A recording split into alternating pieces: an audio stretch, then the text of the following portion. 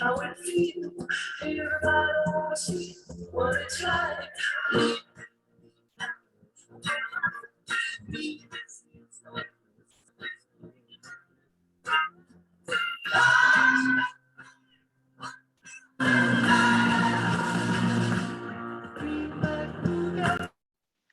Bonjour à tous, bienvenue dans Legal Club Sandwich, votre rendez-vous pour découvrir du contenu juridique de qualité et à la cool dans un esprit léger sans trop se prendre la tête. Moi, c'est Thibaut Caoudal, je suis cofondateur de Leeway, donc qui est une legal tech qui aide les juristes à mieux gérer leurs contrats, avoir plus de visibilité sur les obligations, sur les échéances, sur les risques juridiques et financiers. Et pour mener à bien donc, cette émission, Legal Club Sandwich, puisqu'on est déjà à la 30e émission. Aujourd'hui, je suis accompagné de mes deux chroniqueurs favoris, Audrey, Pierre. Comment ça va aujourd'hui? Bonjour à tous, bonjour Thibaut. Écoute, ravi de vous retrouver encore une fois pour cette 30e émission. Bonjour à tous et bienvenue aux nouveaux qui nous rejoignent. Exactement. Est-ce que vous voulez dire un mot pour les auditeurs qui ne vous connaissent pas encore? Oui, je vais commencer une fois n'est pas coutume. Donc, Audrey Deléris, manager chez Fed Legal. Donc, on est un cabinet de recrutement juridique et fiscal qui existe depuis plus de 11 ans maintenant. Et on a à cœur depuis toutes ces années d'accompagner nos clients qui sont des cabinets d'avocats, des entreprises, de toute taille, de la start-up au groupe du CAC 40, donc pour le recrutement de juristes, d'avocats, de directeurs juridiques et fiscaux. On a aussi plein d'initiatives auxquelles on participe avec grand plaisir, comme le Legal Club Sandwich, mais aussi une belle initiative que j'ai grand plaisir à co-animer au quotidien avec Pierre Landy. Oui, je parle de toi, Pierre. Le FIT Network, qui est le French Lawyers in Tech Network pour les juristes dans la tech et en start-up, donc qui existe depuis maintenant 2 ans et demi. Merci Audrey. À toi, Pierre. Merci Audrey. Voilà, pour ma part, donc Pierre Landy, je suis avocat au barreau de Paris. J'ai passé toute ma carrière en entreprise, une grande partie. Maintenant, je suis avocat. Je suis à la fois membre de l'Alliance ENCO. Ce sont tous des avocats, des juristes qui viennent de chez Yahoo. J'ai passé une grande partie de ma carrière et on est présent en Espagne, Italie, Allemagne et Grande-Bretagne. Et par ailleurs, voilà, moi aussi, depuis environ 2 ans et demi, 3 ans, je suis executive mentor, c'est-à-dire que j'accompagne les directeurs juridiques et les équipes juridiques pour développer leur leadership, leur savoir-être, et voilà, tout ce genre de choses que souvent, on n'a pas étudié à l'école, nous, comme beaucoup d'autres de nos comparses en entreprise. Et donc, je les accompagne ainsi à chacun dans le monde juridique à développer son leadership. Donc, bienvenue à tous. Merci à tous les deux. On va passer du coup à la présentation de l'invité du jour. Aujourd'hui, on a la chance pour cette 30e d'accueillir Alexandre Menet, donc qui est executive vice-président de Atos et qui est également auteur de l'ouvrage collectif Raison d'être, engagement et responsabilité, qui est paru chez LexisNexis en avril de cette année. On en parlera un peu plus en détail tout à l'heure, Alexandre. Déjà, pour commencer, comment ça va? Très bien, Thibaut, merci. Je suis ravi d'être avec vous, avec Pierre et Audrey, et puis avec les auditeurs et ceux qui nous écouteront en podcast. Donc voilà, moi je trouve ça génial de pouvoir aussi utiliser un moyen de communication qui est novateur aussi pour les juristes, mais qui montre, et on va en parler bien sûr, le fait que les juristes sont capables aussi d'utiliser les moyens de communication qui sont offerts en fait à tout le monde. C'est un vrai plaisir également pour nous de t'accueillir. Peut-être avant de commencer et d'attaquer les questions, est-ce que tu peux te présenter un petit peu pour les auditeurs qui ne te connaissent pas? Oui, alors rapidement, donc on commence par le moment présent. Donc effectivement, je suis secrétaire général du groupe Atos. On reviendra, je pense, un peu sur ce que je fais chez Atos. Avant, je travaillais chez Accenture, qui était un concurrent d'Atos, toujours même. J'ai aussi travaillé chez eBay, que Pierre connaît bien, voilà, pendant un certain nombre d'années. Chez Xerox, en cabinet d'avocat. J'étais chez Lovells, en fait, qui est devenu Hogan Lovells. Et puis, j'ai débuté ma carrière en fait à Strasbourg. J'ai fait mon droit en fait à Strasbourg avec une formation très juridique. À l'époque, c'était un DEA en droit privé, voilà. Et ensuite, après, je suis devenu avocat. Puis, j'ai fait aussi un MBA à HEC, voilà, un petit peu plus tard. Et du coup, depuis ton arrivée, tu vois, chez Atos, c'était en 2011, je crois, quand Ouais, tu es arrivé en tout à tant fait. que directeur juridique groupe. Ouais. Ton périmètre, ton scope, c'est pas mal élargi. Et du coup, ça nous emmène, tu vois, ça nous amène à nous poser cette question du rôle du juriste, tu vois, dans l'entreprise et de la place du juridique. Et je pense que tu illustres bien ça. Est-ce que tu veux nous dire quelque chose là-dessus? Oui, alors c'est vrai que moi, j'ai eu la chance, je suis devenu directeur juridique assez jeune, à 31 ans, et j'ai vu cette évolution fabuleuse, en fait, de notre fonction. Alors, il y a plusieurs origines, de savoir ce qui a facilité bon, à la fois le profil des organisations qui a été favorisé par ça. Comme vous savez, il y a une espèce de mimétisme. On ciblait toujours le modèle anglo-saxon, mais c'est vrai qu'il a automatiquement transformé aussi l'organisation des entreprises.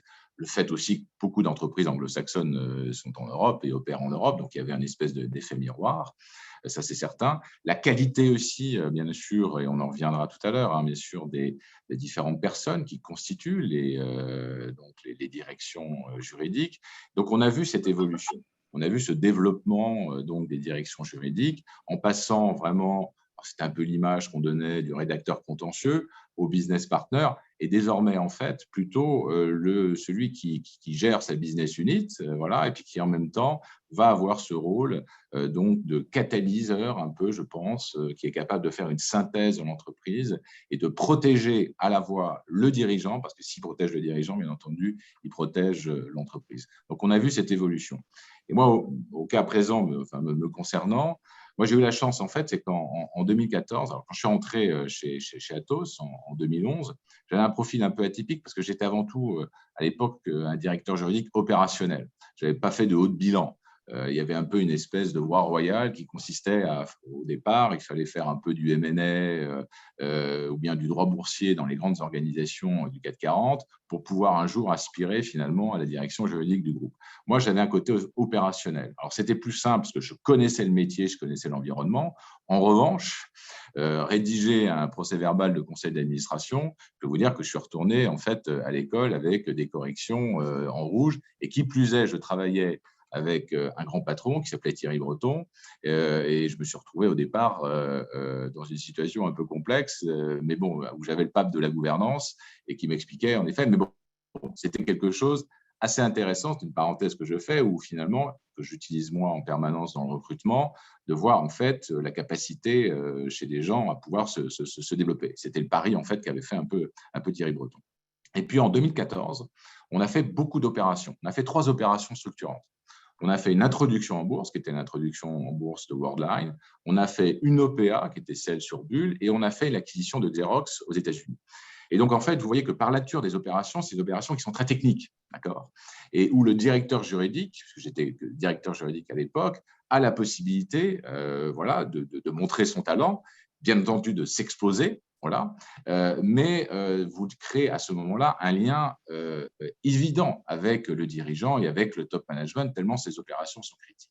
Et fort de ça, parce que ça a marché en fait, c'est là qu'en 2015, Thierry Breton m'a proposé donc de quitter le juridique et de m'occuper de la stratégie et du M&A du groupe, parce que c'était lié en fait à l'expérience que je venais de vivre sur des opérations très concrètes pour le groupe. Voilà. Et puis, ce que je vois, pardon Alexandre, ce que je vois, c'est que c'est très intéressant et je pense que Pierre voulait peut-être poser la même question que moi. C'est que, en fait, tu n'étais pas du tout spécialisé en M&A à la base et tu en es devenu spécialiste, si je comprends bien, grâce aux opérations que tu as eu à suivre en tant que directeur juridique. Voilà, exactement. Mais c'était absolument, puisqu'en fait, on s'aperçoit que donc c'est des opérations qui sont quand même souvent très techniques. La partie de négociation du SPA est quand même en fait une partie clé de la transaction. Okay, si vous aimez un peu la techno, ce qui était mon cas, la partie de sourcing, en fait, bon, ça, vous allez pouvoir, et à qui plus est dans un monde digital qui bouge très, très, très vite, vous allez pouvoir l'acquérir. Après, il y avait la partie valuation et chiffres.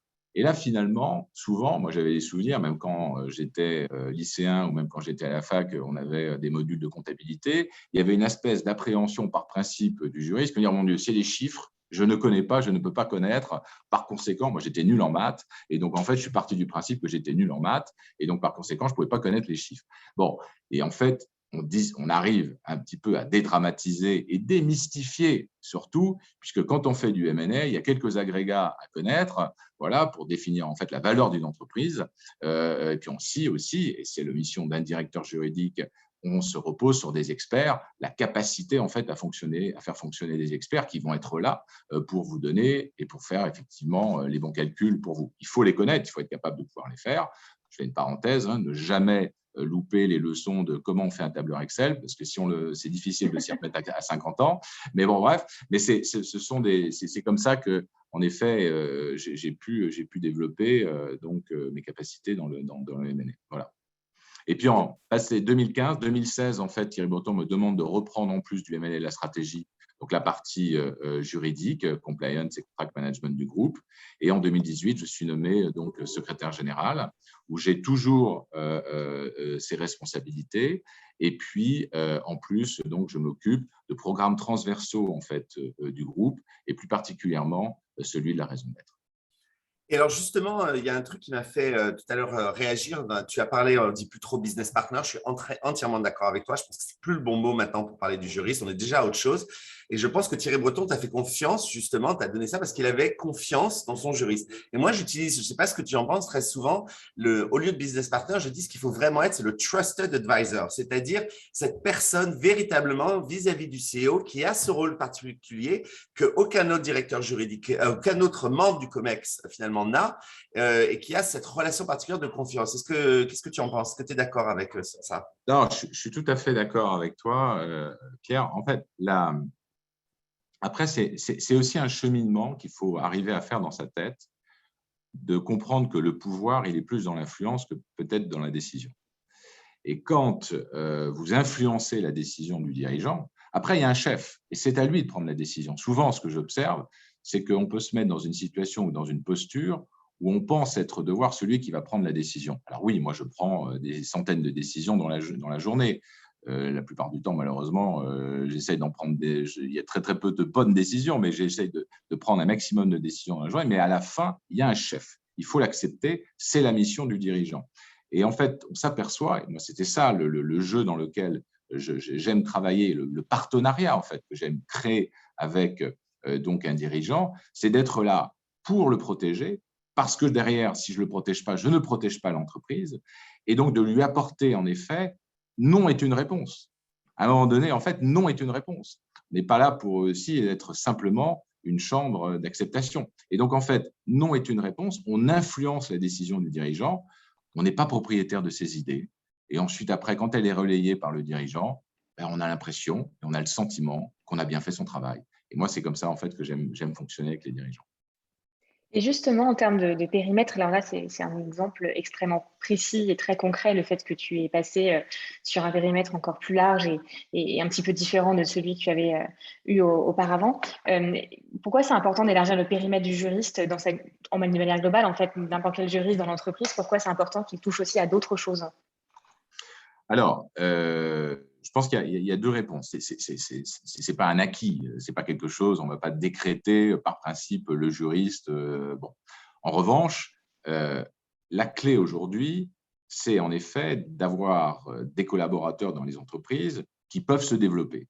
Et on ne peut pas, on sait que c'est une guerre de talents, etc., on ne peut pas maintenant essayer de catégoriser finalement des populations qui ne pourraient pas, elles, se développer. Ça n'a pas de sens. Ça n'a pas de sens. Et donc, on voit aussi en plus l'évolution, et je vais y revenir tout à l'heure si vous voulez, mais l'évolution des problématiques auxquelles sont confrontées les entreprises, où le juriste est capable d'apporter une réponse. Il est capable, j'évoquais tout à l'heure cette capacité de synthèse, de pouvoir, lorsque l'on fait face en fait, à différentes difficultés. Je considère qu'avec l'accélération du digital aussi, on est en train de faire appeler des matières, des qualités qui sont outre en fait que simplement des qualités de gestionnaire. Il faut être capable de pouvoir avoir ce recul, il faut être capable de pouvoir effectivement gérer cet imprévu dans lequel on est. On est dans ce fameux côté systémique du monde. Et celui qui, par nature, doit envisager le risque, c'est le juriste. Et donc, ce risque, en fait, il se démultiplie. Il n'est pas simplement dans la gestion quotidienne du juriste. Il est au-delà, en fait, pour l'entreprise. Et est-ce que tu penses que, du coup, le rôle, tu vois, du juriste aussi dans l'entreprise est en train de changer, notamment avec tous ces grands changements que tu partageais? Déjà, si on regarde, moi, je vais essayer essayons de raisonner justement par rapport à ce à quoi on doit faire face aujourd'hui et les qualités d'un juriste. Il faut cesser de croire, en fait, on voit bien ce qu'on vient de vivre depuis les derniers mois, une espèce de pérennité du présent, d'accord? Et on voit bien qu'il y a même la prévisibilité du futur est compliquée, ok, aujourd'hui. C'est la réalité de ce que nous vivons. Et on doit faire face à des irruptions soudaines, de l'imprévu, de façon constante, qui vont venir nous bousculer, nous transformer, parfois de façon heureuse, mais malheureusement parfois de façon malheureuse. Et ça va bousculer notre vie individuelle, notre vie de citoyen, notre vie de salarié, et donc la vie collective de l'entreprise, mais aussi, on voit bien, au-delà, la nation et l'humanité. Et donc, c'est ce que j'appelle ce côté systémique du monde. Donc, il faut développer, à mon avis, des qualités qui vont faire qu'on peut panier l'aléa, notamment de tout ce qui est humain. Vous savez, le facteur risque, vous allez voir que l'humain devient un facteur de risque pour l'entreprise, ce qui était impensable, en fait, avant. Mais le fait qu'on puisse tomber malade, on puisse avoir des pandémies, l'humain devient un facteur de risque. Donc, en fait, il ne faut pas nier l'aléa. Et s'il y en a un, et si on se souvient sur les bancs de l'université, en fait, le contrat aléa, l'aléa dans le contrat, c'était une donnée que le juriste intègre. Il ne faut pas nier l'aléa. Ça, c'est la première chose. Après, c'est l'incertitude des destins et des organisations. On voit bien aujourd'hui, on entend des sociétés qui se fusionnent, qui disparaissent, etc., des marchés qui se ferment. Il faut être capable d'adapter tout d'un coup sa production. Donc, il y a cette incertitude du destin des organisations. Et enfin, il y a ce que j'appelle la nécessité de s'attendre à l'inattendu. Pouvoir se dire, mais voilà, il y a des choses qu'on n'a pas prévues.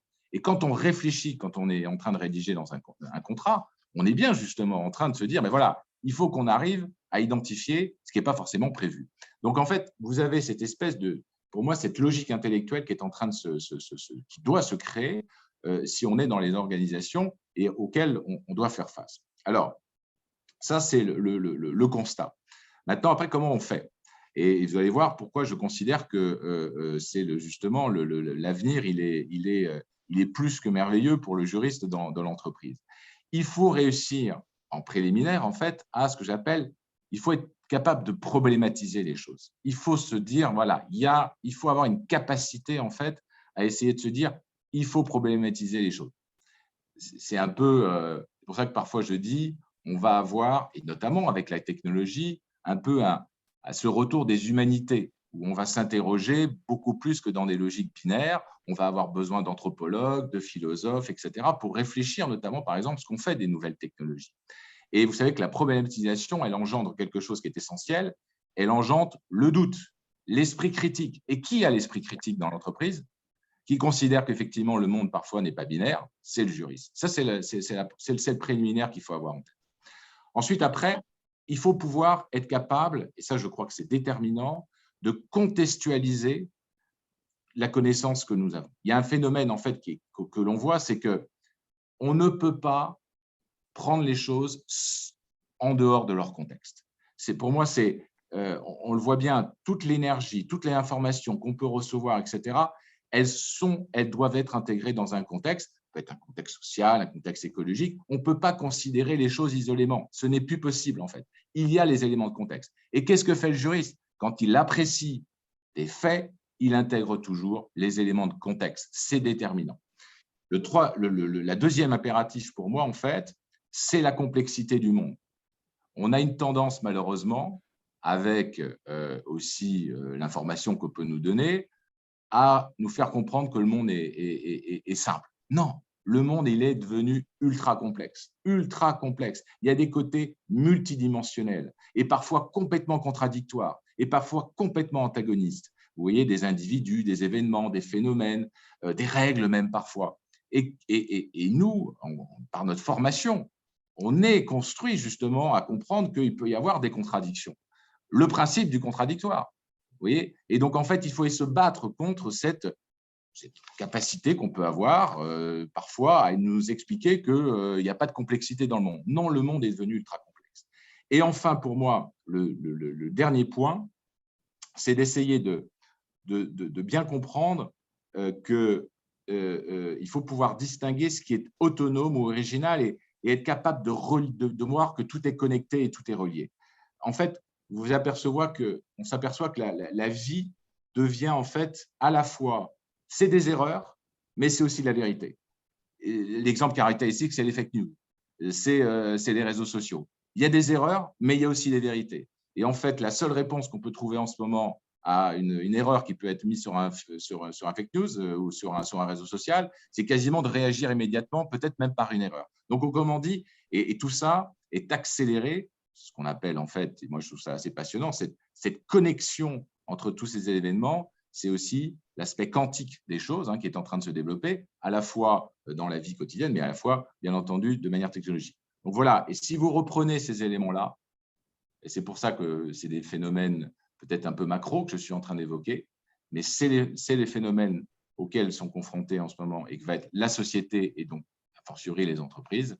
Je pense que le juriste a un rôle phénoménal à jouer pour répondre à ces enjeux.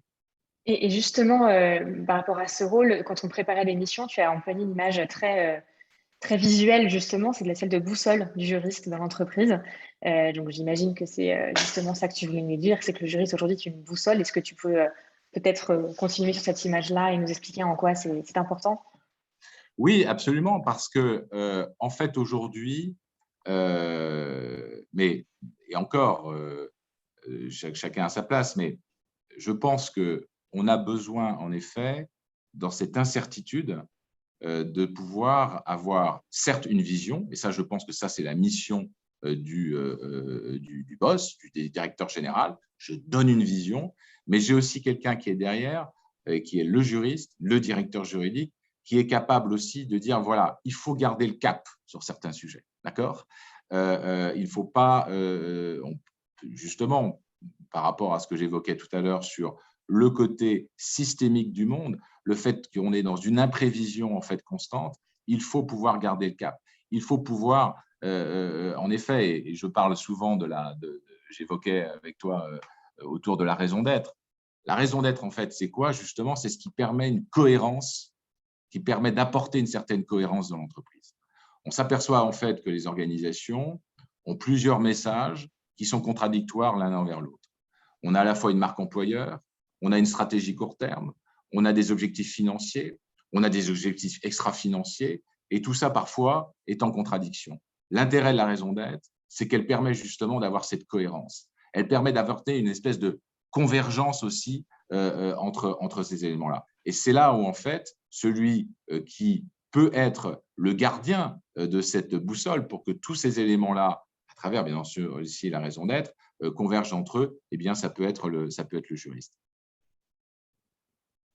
Alors moi, j'ai une autre question, parce qu'on parle de la place du juriste dans l'entreprise et comme beaucoup des auditeurs le savent, j'ai un grand dada. Alors, je suis curieux d'avoir ton avis et c'est mon grand dada à moi, c'est de m'assurer qu'on arrête ce que je considère, c'est ma position comme une ineptie, c'est-à-dire les reporting lines du juriste on l'a vu parfois au directeur des ressources humaines, au directeur, au DAF, enfin, etc.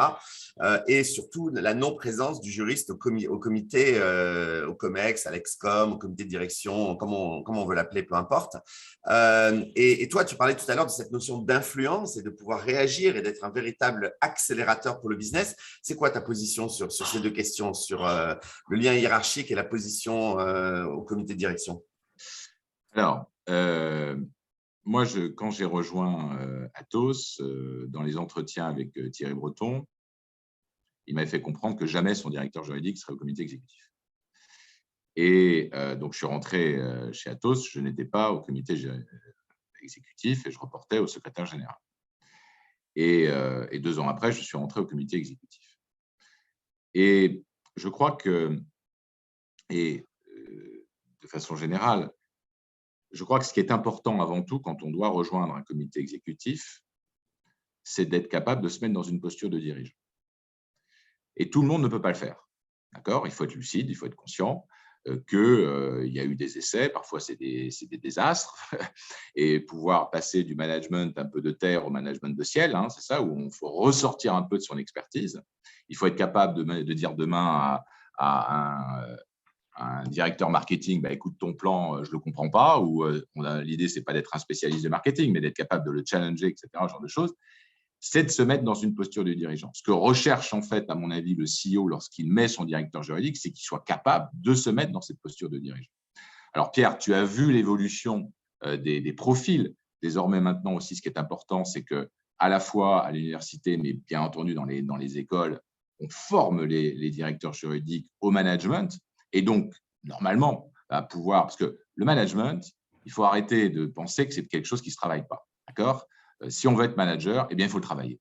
Et donc, si on veut travailler, on travaille son management, on a les possibilités, effectivement, de se mettre dans des postures de dirigeants et donc d'être invité, entre guillemets, à la table des dirigeants, d'accord, comme un dirigeant, et d'en accepter, attention, aussi, la contrepartie, l'exigence que ce que c'est d'être dirigeant, et qu'en effet, si on lit après son destin avec un dirigeant, eh bien, c'est logique. Mais tout ça, en fait, c'est une évolution, je pense, normale. Tout comme le juriste a appris à communiquer différemment, tout comme ce que vous êtes en train de faire, c'est aussi un nouveau moyen de communication qui n'était pas forcément naturel pour les directeurs juridiques et les juristes, eh bien, on se professionnalise. On épouse, en fait, effectivement, notre temps, notre univers, et on se forme, en fait, pour pouvoir y répondre. Moi, je pense que c'est ça qui est essentiel. Oui, je suis entièrement d'accord avec toi. J'aurais dû le préciser quand je te posais la question. Pour moi, ce n'était pas un dû, ça se gagne. Et ça se gagne avec tout ce que tu as dit, une question de posture, une question de savoir sortir du domaine unique du droit quand on est dans un codir, etc., etc. Absolument. Donc, je suis totalement aligné avec toi. Merci beaucoup. Je crois, Thibaut, tu avais une question ? Oui, c'était sur justement un petit peu la place, tu vois, des directeurs juridiques ou même des avocats en tant que, enfin, dans les hautes sphères, quoi, ou même voire en tant que CEO. Est-ce que tu penses qu'il y a un plafond de verre pour les juristes ou pas vraiment? Alors, écoute, c'est une bonne question. Alors, je vais essayer de faire quelque chose de nothing personal. Alors, moi, j'ai toujours tendance à me dire, un peu comme Talleyrand, moi, avec certains, je me compare, je me rassure, je me regarde, je m'inquiète, n'est-ce pas? Mais non, sérieusement, je pense qu'aux États-Unis, c'est des choses qui sont beaucoup plus faciles, ça c'est certain. On a une fonction, notre capitalisme français a été construit et construit encore sur un historique. Il y a des évolutions progressives, mais c'est vrai que c'est dommage qu'à l'heure actuelle, il n'y ait aucun dirigeant des sociétés du SB 120 qui soit, il y a peut-être une exception, mais je ne connais pas tout, mais qui soit en tout cas des directeurs juridiques à l'origine. Je crois que c'est possible dans certains domaines très réglementés. On voit quelques exceptions, que ce soit l'assurance, la banque ou les laboratoires pharmaceutiques. Typiquement aux États-Unis, la question ne se pose pas, en fait. Et on a beaucoup de grands dirigeants, en fait. Mais pourquoi ? Parce que la majeure partie des juristes font une école qui s'appelle Harvard, voilà, et qui forme aussi au droit. Et qu'à l'ENA, en fait, on leur dit, tiens, j'avais le temps, donc j'ai fait une licence de droit à côté. Mais enfin, non, donc on a un petit peu changé la donne. Mais non, mais je pense que ça viendra. Après, il y a un point, je vais vous citer, en fait, il y a une phrase de quelqu'un que j'adore, qui s'appelle Antoine Garapon, qui fait beaucoup de prosélytisme, en fait, justement, pour les juristes. Et Antoine, qui est un ancien magistrat, qui est en même temps un philosophe, dit justement que les juristes n'ont pas d'élite et donc les élites n'ont pas de juristes. Et c'est vrai qu'il y a des élites cassées peut-être dans le monde juridique qui n'osent pas forcément s'exprimer sur des sujets de société, sur des choses. C'est compliqué quand on est directeur juridique, bien entendu, de prendre une position. Après, heureusement, du Soleil, il y a des associations comme le Cercle, Montesquieu, tout ça qui prennent des positions sur le marché. Mais certains avocats, si vous regardez, en fait, malheureusement, Dupond-Moretti était quelqu'un qui s'exprimait, mais le reste, alors on a encore Badinter qui peut pouvoir intervenir sur les sujets, mais c'est terrible, en fait. Il y a une espèce de vide sur ces sujets-là. Et donc, les juristes sont en effet peut-être sous-représentés j'aime pas du tout ce mot, dans les élites françaises, mais en tout cas dans l'opinion. Et parfois, alors c'est pour ça que moi, c'est aussi des initiatives comme les vôtres qu'il faut montrer un peu, c'est plutôt bottom-up, que ça puisse partir par le bas. Voilà, je crois beaucoup à ce genre de choses pour pouvoir essayer de montrer qu'on peut avoir une pensée différente. Moi, j'ai été, par exemple, pardon, je suis un peu long, mais j'ai été très frappé pendant la crise qu'il y a eu très peu d'expressions sur la privation de liberté. Alors qu'on était tous, bien entendu, derrière solidaires de ce qui était en train de se passer. Mais tous les textes, en fait, qui ont été adoptés étaient vraiment des textes où on privait de liberté énormément. Et il n'y avait pas d'interrogation, où on passait par ordonnance, etc., même sur le plan démocratique. Alors, il y avait l'urgence, ce genre de choses, mais voilà, on ne s'est pas posé beaucoup de questions sur ce genre de choses. Bref, toujours est-il que c'est peut-être ça qui manque pour qu'il y ait une représentativité plus importante des juristes, en tout cas dans leur parcours, au sein des directions des grandes entreprises. Merci beaucoup, Alexandre, pour toutes ces réponses. Effectivement, un sujet hyper vaste. On aurait pu en parler encore pendant pas mal de temps, mais c'est l'heure de passer aux chroniques du jour. Audrey, je crois que c'est à toi de commencer. Pierre, jingle. Jingle.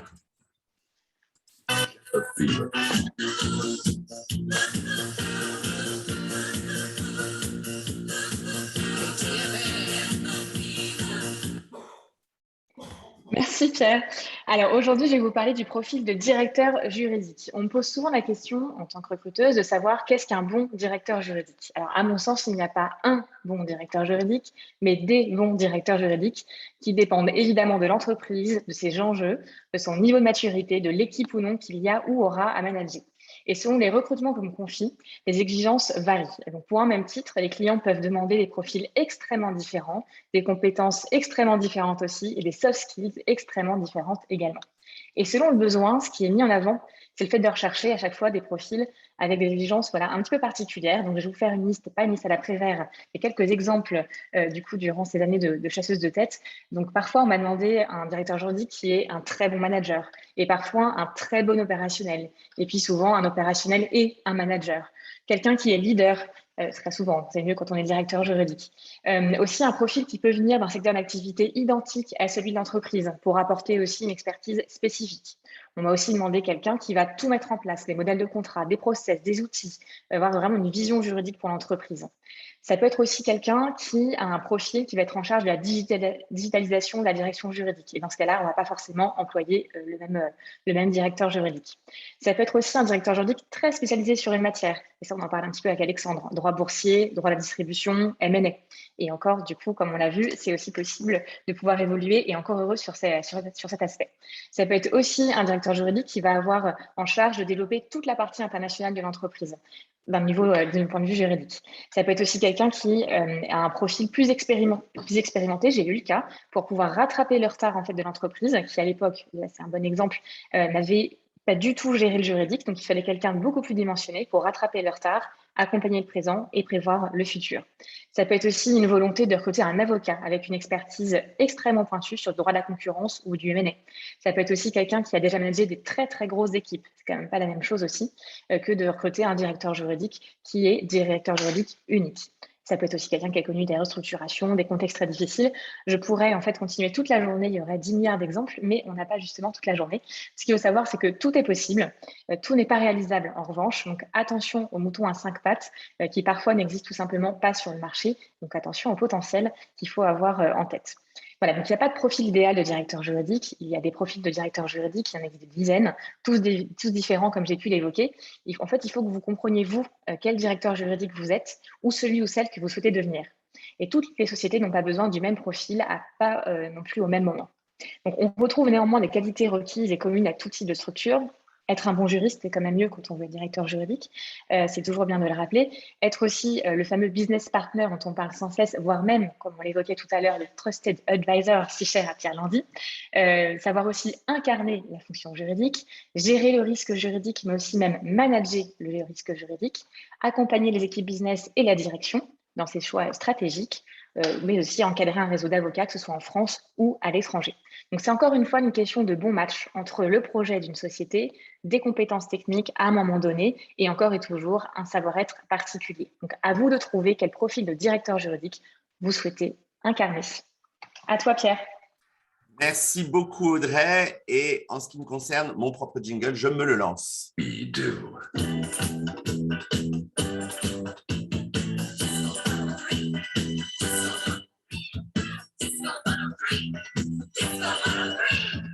faudra qu'on réfléchisse si un jour on les change ou pas, mais moi, je les adore, nos jingles. Alors, pour ce qui est de ma part, je vais vous donner quelques trucs et astuces pour bien mener on va bientôt arriver à la fin de l'année, donc bien l'entretien d'évaluation de vos collaborateurs. Hein. Trop souvent, les deux parties qui se retrouvent pour faire leur évaluation se demandent ce qu'ils font là. Et ils ont été éloignés, et puis ils arrivent, ils savent qu'ils doivent faire cet exercice qui est souvent orchestré par la direction des ressources humaines. Et finalement, eh ben, on s'y prend à la dernière minute, et du coup, l'exercice, ça tombe un petit peu comme un soufflet. Hein, ça ne sert pas à grand-chose. Donc, comment s'y prendre pour avoir une évaluation annuelle qui fait du sens et qui va être utile? Première chose, commencez à vous préparer le plus tôt possible. Il y a de fortes chances que les évaluations annuelles vont être en janvier. On est déjà en octobre, donc déjà, vous devriez commencer à y réfléchir. Parce qu'une évaluation de performance bâclée, c'est la pire chose que vous puissiez faire à quelqu'un que vous managez. C'est une perte de temps pour eux, c'est une perte de temps pour vous. Vous aurez l'impression d'être pressé, d'avoir regardé la situation de manière superficielle, et il y a très peu de chances que la personne que vous managez en tire quelque chose de constructif. Donc, comment faire? Eh bien, de répertorier dès que vous le pouvez, dès maintenant, si vous entendez ce podcast, les bons et les moins bons comportements de la personne que vous managez. Par exemple, un petit truc, c'est de créer dans votre boîte mail un mail par personne. Et puis, lorsque vous voyez quelque chose que vous trouvez génial, vous faites glisser le mail là-dedans. Quelque chose que vous trouvez moins génial dans ce que vous avez vu passer, vous le faites glisser. Au moins, déjà ça va vous rafraîchir la mémoire au moment où vous allez devoir la faire. Et puis, idéalement, 30 jours avant l'évaluation, commencez à la rédiger, la préparer, la réécrire, la retravailler. Idéalement, 2 jours avant l'évaluation, votre truc, votre document, il est prêt. Arrive le jour de l'évaluation, soyez clair et direct. D'accord? Ce qui est insupportable pour un employé, c'est des évaluations mal préparées, ou alors celles où les commentaires sont méga vagues, on ne sait pas trop où on va, ou alors pas de commentaires du tout. Hein, ça, c'est-à-dire, en gros, on arrive, on passe 20 minutes et puis on s'en va. Bon, ça, c'est insupportable. Mais il faut partir du postulat que personne n'est parfait et qu'il y a toujours des choses que la personne que vous managez peut améliorer et améliorer. Donc, ne pas aborder les problématiques de manière claire et directe, c'est probablement le moment où les évaluations échouent. Hein, les managers, parfois, ne veulent pas passer pour des méchants et par conséquent, ils tournent autour de la conversation difficile, pensant que s'ils font suffisamment allusion au problème, au bout d'un moment, l'employé va comprendre. Non, donnez des exemples, soyez clairs, précis, directs. Et donc, une bonne façon de préparer ces évaluations, eh bien, c'est d'abord de penser que vous n'évaluez pas la personne en elle-même, qui elle est, mais les résultats obtenus. Et je ne sais pas, utiliser un process comme écrivez dans une case, dans une colonne, ce que les employés doivent continuer à faire, dans une autre colonne, ce qu'ils doivent modifier dans leur comportement, et dans une troisième colonne, ce qu'ils doivent arrêter de faire. Et déjà là, ça va vraiment guider votre réflexion. Troisième tips, les comportements sont aussi importants que les réalisations. Ce que je veux dire par là, c'est que ce qu'on appelle les hard skills, c'est-à-dire la technicité du jury, sont aussi, si ce n'est plus important, c'est que les soft skills, donc tout ce qui est comportement, on en a beaucoup parlé aujourd'hui, le savoir-être, sont aussi importants. Donc, n'oubliez pas de parler des deux. Les bons ou les mauvais comportements peuvent avoir un impact important sur l'ensemble du service juridique, même s'il ne s'agit qu'une seule personne. D'ailleurs, on sait pertinemment qu'une seule personne négative dans une équipe peut ruiner toute l'équipe. Donc, c'est très important d'aider ça. Et comment faire ça? Vous pouvez revenir aux valeurs de la boîte ou les valeurs du juridique que vous avez dictées, ou même votre style de leadership. On en a déjà parlé dans une autre émission, votre leadership style. Et donc, de revenir et de confronter la personne. Quand je t'ai dit que je ne souhaitais pas que quelqu'un dans mon équipe fasse ça, qu'est-ce qui n'était pas clair? Ou lorsque l'on dit qu'une des valeurs de l'équipe, c'est teamwork et que tout ce que tu fais, c'est très individualiste, tu n'es pas en train de respecter les valeurs. Donc, et si vous n'êtes pas capable de revenir aux valeurs en cas de mauvais comportement, oubliez les valeurs. Ça ne sert à rien d'en avoir dans ce cas-là. Si c'est un morceau de papier, une carte en plastique que vous avez mis dans les portefeuilles de vos collaborateurs, mais que en fait, globalement, on ne s'en sert jamais, autant ne pas avoir de valeur du tout, ça ne sert à rien. Quatrième tips, pas de surprise. Si l'évaluation s'annonce difficile pour vous comme exercice, ce n'est jamais très facile pour la personne qui la reçoit. Donc, généralement, la personne qui va recevoir un feedback, on va dire constructif plus que négatif, ne doit pas être surpris par ce feedback. Si elle tombe des nues le jour de l'évaluation, c'est que vous n'avez pas fait votre rôle de manager. Un manager, un leader, coach son équipe toute l'année. Donc, normalement, lorsque vous arrivez à l'évaluation, les choses que vous allez dire, vous en avez déjà parlé au moment où se produisait l'effet. Parce que si quelque chose est produit en janvier et que vous attendez décembre pour en parler, il y a un petit souci, évidemment. Un autre type, c'est laisser vos équipes s'évaluer eux-mêmes. C'est toujours bien qu'ils prennent le temps de s'auto-évaluer avant une évaluation. Et s'ils sont honnêtes, eh bien, du coup, ça va faciliter la conversation parce que ils vont eux-mêmes mettre en avant les choses dont vous leur avez déjà parlé. Et donc, du coup, ça va être beaucoup plus simple. Donc, bon, on l'a dit, préparez le rendez-vous. Et en termes de logistique, essayez de vous mettre dans une pièce calme, loin de l'agitation du bureau et des distractions. Voilà, moi, j'aimais pas les petites salles parce que je trouve que ça fait tout de suite, c'est très pesant. Moi, je préfère les grandes salles, évidemment, pas de téléphone. On ne check pas ses SMS pendant l'évaluation annuelle. Ça paraît évident, mais ça fait bien de le dire. On se donne le temps d'avoir le temps, parce que si on a l'impression qu'on est bousculé, qu'on regarde sa montre toutes les 5 secondes, encore une fois, on envoie un signe terrible à la personne qu'on manage. Et puis, voilà, pour mes 2 derniers conseils, j'ai envie de vous dire, voilà, eh bien, projetez-vous sur l'avenir, tout le monde peut s'améliorer, ayez confiance que les gens vont pouvoir savoir sur quoi se concentrer pour l'année à venir. Donc, essayez d'avoir des objectifs spécifiques, des objectifs SMART, spécifiques, avec une time period que l'on peut atteindre, etc. Vous pouvez regarder à la définition de SMART sur ces types de goals.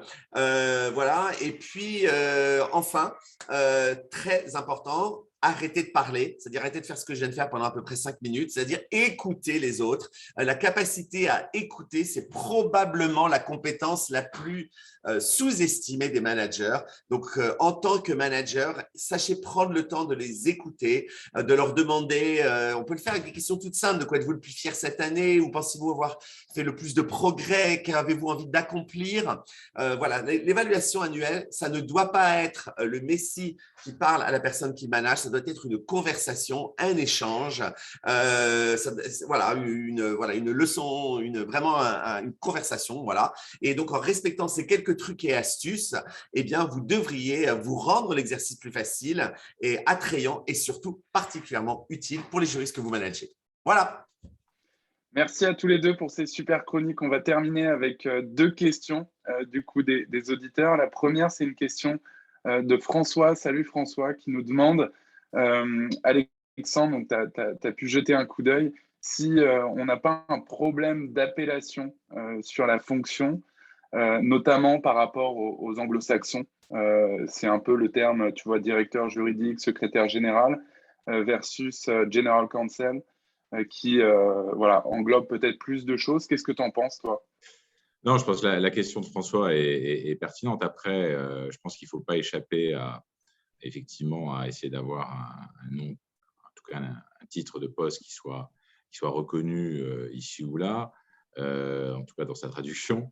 Pour autant, là encore, ce que je mettais sur le chat, c'est qu'il faut accepter que les périmètres puissent être différents dans les jobs. C'est le cas des DRH déjà, c'est le cas des CFO. Et donc ça fait partie justement, pour reprendre ce qu'on disait avec Pierre, voilà, du statut du dirigeant. On doit accepter comme on doit accepter qu'on doit se faire virer, comme on doit accepter qu'on doit se faire promouvoir, comme on doit accepter dès lors d'avoir des périmètres qui peuvent changer. À partir du moment où on se met dans cette posture et de cet environnement de dirigeant, je pense que c'est clé. Ouais. Et on a une question aussi de Léa, coucou Léa, qui demande quel conseil donnez-vous à la jeune génération de juristes qui arrivent sur le marché du travail pour se former au leadership dont vous avez discuté, les doubles diplômes, école de co et droit, n'étant pas facilement accessibles en France? Alors, je pense que les organisations ont changé, où autrefois, finalement, l'accession au management était une espèce de récompense dans la durée parce qu'on avait passé des épreuves souvent initiatiques, etc. Là, aujourd'hui, il faut être passionné pour être manager. Et moi, je pense que le conseil que je peux donner, pardon, je vais essayer de citer de tête Lacan, c'est la seule chose dont on puisse en fait être coupable, souvent, c'est d'avoir cédé à son désir. Si on a envie d'être dirigeant, si on a envie d'être manager, c'est plus aujourd'hui pour la voiture de fonction et la taille du bureau, ok ? C'est parce qu'en fait, on a de l'empathie, on a envie de faire grandir les gens. Moi, ma seule obsession aujourd'hui, c'est de pouvoir faire grandir mes collaborateurs. C'est tout. Voilà. dans mon rapport avec mes équipes. Je veux pouvoir les faire grandir, leur donner la possibilité de développer leur employabilité. Et je vois bien, et je le lis aussi en fait un petit peu à la raison d'être, parfois la frontière est de moins en moins tenue par rapport à ce qu'elle était auparavant, entre le développement finalement d'un individu et le développement d'un salarié dans l'entreprise. Et donc en fait, on sait très bien, et Pierre le sait très bien, à partir du moment où justement on fait grandir les hommes, où on arrive à les faire travailler ensemble, franchement, pardon, mais c'est un kiff qui est assez génial. On a le sentiment de tous les jours de se dire, tiens, je vais au boulot tous les jours parce que je vais travailler avec mon équipe, je vais faire grandir mes collaborateurs. Voilà, dans un monde, je nie pas du tout ce que j'ai dit auparavant, hein, qui est vraiment le plus compliqué dans lequel on est. On ne se rend pas compte en fait de la difficulté de notre génération, ce dont on fait face en ce moment en fait. Donc voilà, vous savez, c'est un peu, juste pour terminer, parce que ça, j'ai une citation que j'aime bien en permanence me rappeler, hein, c'est donner à sa vie à tous les jours, donner de la vie tous les jours, plutôt que des jours à la vie. Vous voyez, c'est vraiment, voilà, on va essayer justement de pouvoir en permanence faire grandir les gens, travailler dans un environnement avec beaucoup d'empathie, mais vraiment, et c'est la mission dont on doit se donner quand on veut être dirigeant, quand on veut manager des collaborateurs. Merci beaucoup, Alexandre. C'était vraiment passionnant. On n'a pas eu non plus beaucoup l'occasion d'avoir ce type de point de vue depuis le début de Legal Club Sandwich. Donc, je pense que c'était hyper inspirant pour les auditeurs. Ça t'a plu, toi? Moi, là, ouais, c'est dommage, c'est déjà terminé. on pourra faire une nouvelle édition. Non, mais merci beaucoup. Merci à vous. Et encore, déjà, d'une part, pour le ton, l'initiative. Je trouve ça génial et vraiment de pouvoir, sans faire d'introspection ou du narcissisme entre nous, hein, voilà, je crois que toute cette génération a envie de faire progresser notre belle profession et moi je suis très très très très très optimiste, hein, vraiment pour l'avenir de tous les juristes. Eh bien, nous aussi. Merci, Alexandre. Merci beaucoup, Alexandre. Et du coup, on va annoncer le talk, le prochain talk, donc émission numéro 31. On se retrouve cette fois-ci, non pas dans 2 semaines, mais un petit peu moins, puisque le jeudi 11 est bien sûr férié. Donc, on se retrouve le mercredi 10 novembre avec Sophie Delplanque, qui va nous parler du passage d'avocat à juriste d'entreprise et comment réussir ce passage. Sophie, elle est secrétaire générale d'Innovafeed, qui est une start-up qui a fait une énorme levée de fonds de 140 millions l'année dernière. Donc, on pourra compter sur elle pour nous expliquer tout ça. Et je crois qu'on a fini. Ça va être l'heure des jingles, Pierre. Absolument. Eh bien, merci à tous. Bienvenue à tous les nouveaux qui nous rejoignent aujourd'hui pour la première fois. Et j'espère que vous aimez bien Club Sandwich et qu'on vous retrouvera dans 15 jours, le mercredi. À bientôt tout le monde. Au revoir. Merci Alexandre. Merci à tous. Merci, Alexandre. À bientôt. Au revoir. Au revoir.